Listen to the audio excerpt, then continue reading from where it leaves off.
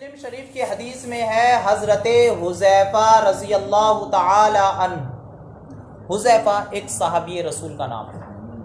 آپ سے مروی ہے کہ رسول اللہ صلی اللہ تعالی علیہ وسلم نے ارشاد فرمایا کہ جس کھانے پر بسم اللہ نہ پڑھی جائے شیطان کے لیے وہ کھانا حلال ہو جاتا ہے. یعنی بسم اللہ نہ پڑھنے کی صورت میں شیطان اس کھانے میں شریک ہو جاتا ہے. اللہ، جب ہم کھانا کھانے کے لیے بیٹھیں، دسترخوان پر کھانا حاضر ہو جائے اور جب ہم کھانا شروع کریں تو اس حدیث سے ہمیں یہ نصیحت ملتی ہے کہ ہمیں بسم اللہ الرحمن الرحیم پڑھ لینا چاہیے. اس سے برکت ہوتی ہے. جو انسان کھانا شروع کر دے اور بسم اللہ نہ پڑھے تو شیطان اس کھانے میں شریک ہو جاتا ہے، شیطان بھی کھانے لگتا ہے. ہمارے کھانے کی پھر برکت ختم ہو جاتی ہے. ہمیں اپنے کھانے میں برکت باقی رکھنے کے لیے بسم اللہ الرحمن الرحیم پڑھنا چاہیے. کھانا کھانے سے پہلے بسم اللہ وعلی برکت اللہ بھی پڑھ لینا چاہیے.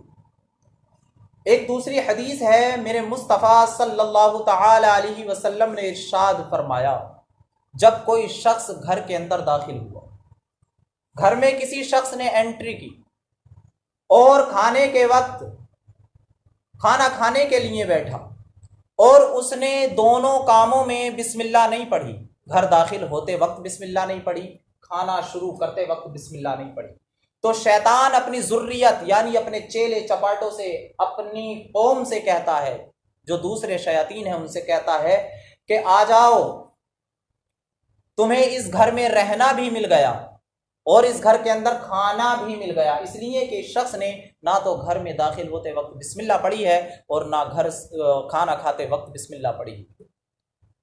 اور جو کوئی شخص کھانا کھاتے وقت بسم اللہ پڑھ لے اور گھر میں داخل ہوتے وقت بسم اللہ پڑھ لے تو شیطان اپنی ذریت، اپنے چیلوں سے کہتا ہے کہ اب تمہیں اس گھر میں رہنے کے لیے نہیں ملے گا اور نہ ہی اب تمہیں کھانے کے لیے ملے گا، کیونکہ اس شخص نے اللہ کا نام ذکر کر لیا ہے. اس لیے ہمیں گھر میں داخل ہوتے وقت بھی بسم اللہ پڑھنی چاہیے. اس سے ہمارے گھر میں برکت ہوتی ہے. نبی کریم صلی اللہ تعالی علیہ وسلم ارشاد فرماتے ہیں،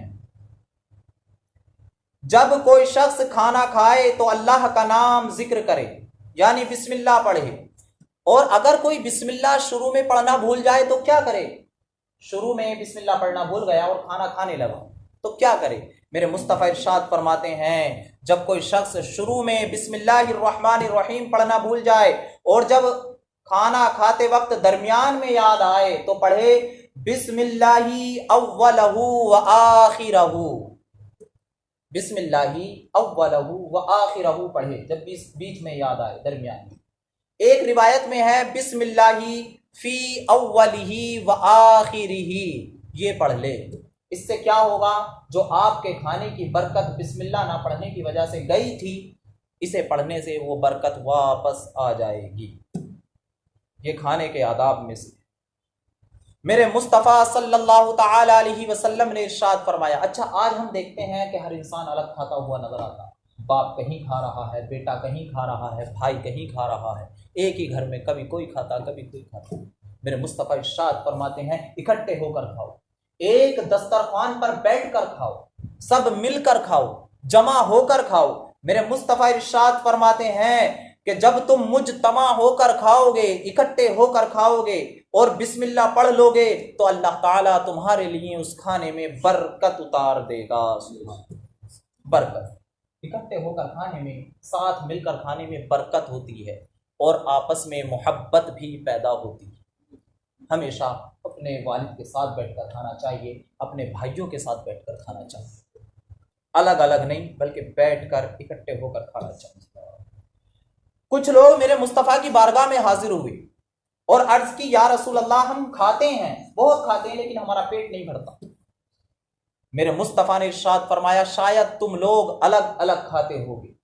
تو ان لوگوں نے عرض کی کہ ہاں یا رسول اللہ، ہم الگ الگ کھاتے ہیں. میرے مصطفیٰ نے ارشاد فرمایا، الگ الگ مت کھایا کرو، اکٹھے ہو کر کھایا کرو، ایک جگہ کھایا کرو. جب تم ایک جگہ کھاؤ گے اور بسم اللہ پڑھو گے تو تمہارے کھانے میں برکت بھی ہوگی اور تمہارا پیٹ بھی بھر جائے گا۔ اس حدیث سے ہمیں پتہ چلا کہ ہمیں کھانے کو جو کھانا چاہیے دوسروں کے ساتھ مل کر کھانا چاہیے۔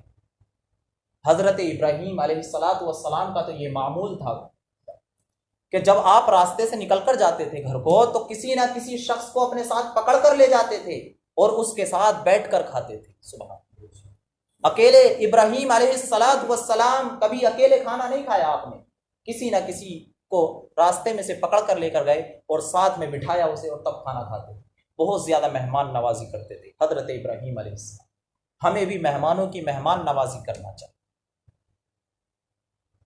میرے مصطفیٰ کریم صلی اللہ تعالی علیہ وسلم کی ایک حدیث اور ہے، ایک صحابی رسول ہیں حضرت ابو ایوب، وہ فرماتے ہیں ہم نبی کی خدمت میں حاضر تھے، مصطفیٰ صلی اللہ علیہ وسلم کی بارگاہ میں حاضر تھے، کھانا لایا گیا، کھانا کھانا شروع کیا، لوگوں نے بسم اللہ پڑھی، کھانا کھانا شروع کیا تو حضرت ابو ایوب رضی اللہ تعالی عنہ فرماتے ہیں جب ہم نے کھانا شروع کیا بسم اللہ پڑھ کر تو ہمارے کھانے میں اتنی برکت ہوئی کہ ہم نے آج سے پہلے اتنی برکت دیکھی نہیں تھی، بہت زیادہ برکت ہوئی۔